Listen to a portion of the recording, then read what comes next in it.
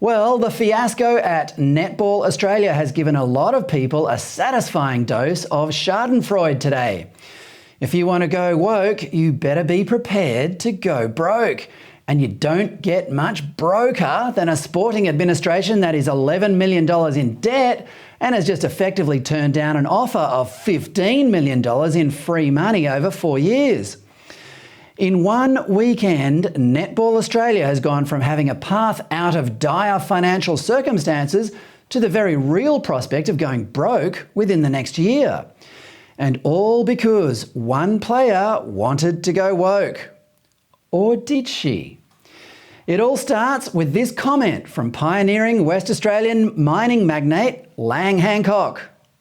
The ones that are no good to themselves and can't accept things, the half-caste, and this is where most of the trouble comes, I would dope the water up so that they were sterile and would breed themselves out in the future, and that would solve the problem. Even when it was originally broadcast in 1984, that quote was widely considered repulsive. And that should have been the end of it. Australia's moved on from all that, right? Since Lang Hancock uttered that offensive remark, Australia has had the Deaths in Custody Royal Commission, the Bringing Them Home report into the stolen generations, and the endless apologies, not to mention the Aboriginal flag flying everywhere, welcomes to country at even the most trivial events, and repeated tributes to Aboriginal culture by every sporting code in the nation. But what all this remorse about our supposedly dark past has done is encourage a victim mentality among the Indigenous. This in turn creates an entirely new, some might say mind-numbingly self-indulgent problem. The demand for racism has now far exceeded supply, so finding examples of it requires a bit of imagination. Just like Lang Hancock mined the hills of the Hamersley Ranges in Western Australia, the modern Indigenous industry mines our history, looking for nuggets of racism to dig up. Unlike Hancock's efforts, though, finding examples of racism from our past don't make the nation any richer.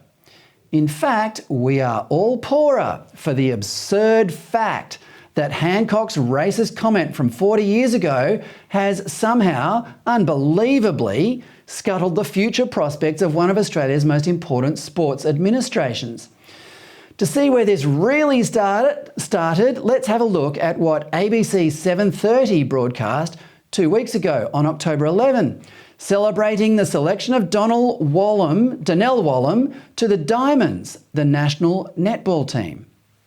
Once it kind of sunk in, I was like really happy. I couldn't stop smiling and, tears were flowing.